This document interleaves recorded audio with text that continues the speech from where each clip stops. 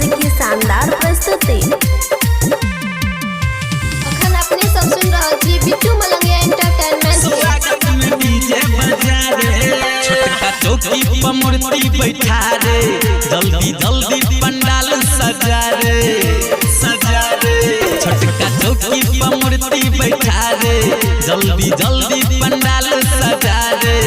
देखिए लई बाबा विश्वकर्मा स्वागत में डीजे बजा रे। देखिए लई बाबा विश्वकर्मा स्वागत में डीजे बजा रे।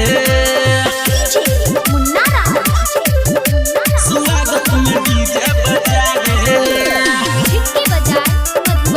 Singing by Rajesh Ranjan. स्वागत में डीजे बजा रे। हाथ कमंडल हाथी सवारी कके बहबाए लई रे। 17 सितंबर आई पूरा दुनिया पूजे लई रे, पूरा दुनिया पूजे लई रे। हाथ कमंडल हाथी सवारी कके बहबाए लई रे।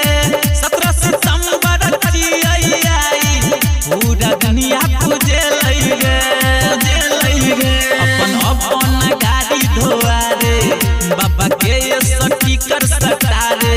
देखिए लई बाबा विश्वकर्मा स्वागत में डीजे बजा रे। देखिए लई बाबा विश्वकर्मा स्वागत में डीजे बजा रे। स्वागत में डीजे बजा रे। Presented by Virat music. स्वागत में डीजे बजा रे। बड़का इंजीनियर मिस्त्री बाबा छियै अपने रे।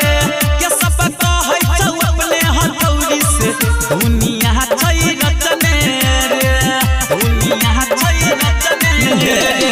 बड़का इंजीनियर मिस्त्री बाबा छियै अपने रे। राजेश कहै छौ अपने हथौड़ी से दुनिया छै रचने रे, जल्दी जल्दी पंडित बोला रे, विधि विधान से पूजा करा रे। देखिए लई बाबा विश्वकर्मा स्वागत में डीजे बजा रे।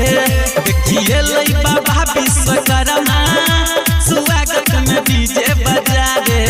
Presented by Bittu Malangiya entertainment.